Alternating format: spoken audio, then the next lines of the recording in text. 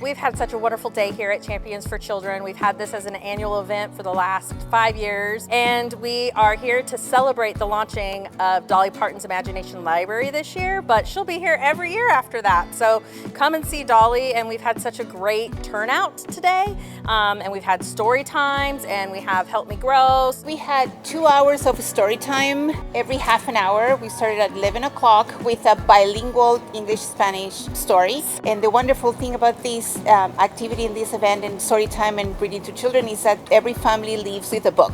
One of the biggest things with Help Me Grow is we love to get families connected to resources. And one way we can do that here is we bring in all of those community resources and our community partners, so we're all housed in one location. And there's so many fun activities for kids. There were such great coloring activities and science activities where kids got to explore what wind looked like with different items, and it's just been such a fun, wonderful time with families, and it happens every year, so we're hoping to see you next year.